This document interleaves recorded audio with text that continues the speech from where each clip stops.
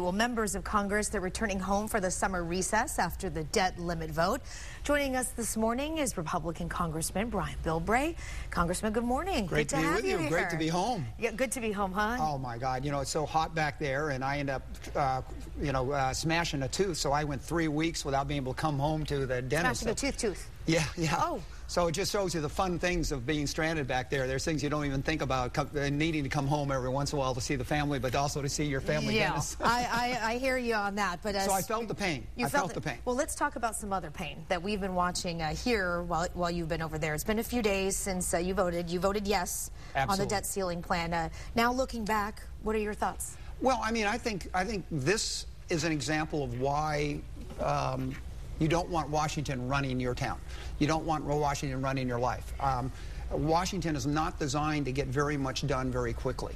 And so it's really kind of frustrating. But the big thing that kind of swung me on this issue when I was going back and forth was this looks like the one opportunity we will have in our lifetime to finally get Congress to approve a balanced budget amendment, get it out of Washington, and send it to the states and the people so they can finally vote on this or be able to decide on this. And this is something that you actually had Thomas Jefferson propose as our first amendment that he thought that should have been passed. So this one is actually going to sort of corral Washington into having to make either one of three tough choices. And it looks like maybe the easiest one for them when they get down to the end of this road is going to be to finally pass a balanced budget amendment. But when we're looking back and we're seeing the people on both sides of the party, they're talking about whether they like the bill or they not like the bill. I mean, your colleague Congressman Hunter also voted no on this. Yes. So is there even a possibility, was there a possibility that everybody was going to be on the same page with something like that? Is this really going to force everybody to be able to come together and do something that's right? Look, you don't send 500,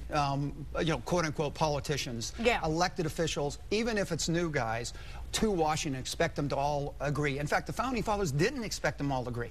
That is why. But that's the way it's set up right now. It is set up with that. But what's changed now is there's no way for the Speaker or the leaders of the Democrat Party to get people to vote with them anymore. And one of the good things about eliminating all of these earmarks and stuff, there's no way now for leadership to sort of say, you vote for this and I'll give you a bridge in your town. So this has changed, and it's changed.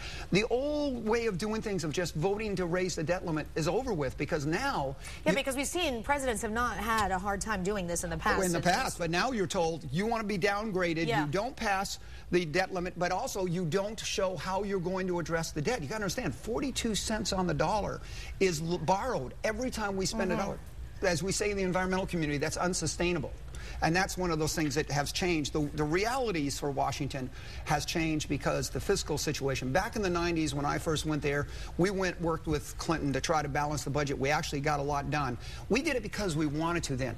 Now, we're forced to finally make some real hard decisions. So the days of going to Washington and be able to bring back lots of money and being able to win votes based on bringing money back are over with. Now it's going to be, can you balance, can you cut, can you find a way to do it? I want to ask you real quick, though, about the cuts, because I know that the defense cuts is a big deal in this. Very big especially deal. coming here in San Diego. This is a big deal for a lot of people here. So what's going to happen with all of this in the future? What do you say to that? Well, we hope what happens is that rather than going to cuts at Medicare and cuts in the military, that Congress will have a committee of the Congress, not some commission, but a committee of the Congress to put together how they're going to cut this. If they don't do that, they have the option of finally passing the balanced budget amendment. And the last time we voted on this was 15 years ago when I first got to Congress, and they sat there and had one vote was what decided it not passing in the House of Representatives. So what I see going down the road is this is our best opportunity, that when you have to choose between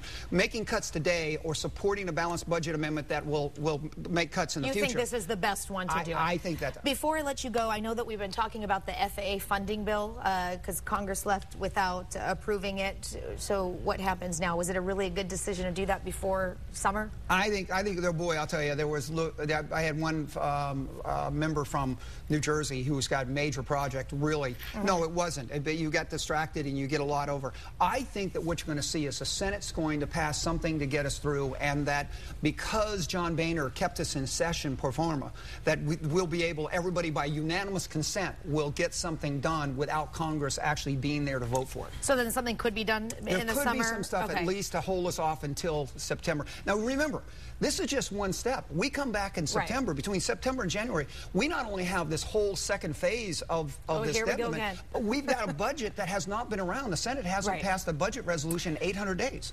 Well, you have a lot of work to do. It is going to be a long trudge, but you know, it's like we said, if it was easy, it would have been done before. This is the whole new reality. If you don't want to, you know, take on the tough fights, don't go to Washington because it's such a mess. It's a big problem to clean up. We hear you, Congressman Bilbray. Thanks for stopping by to speak with us. Thank you very much. It's great to be home again. Good to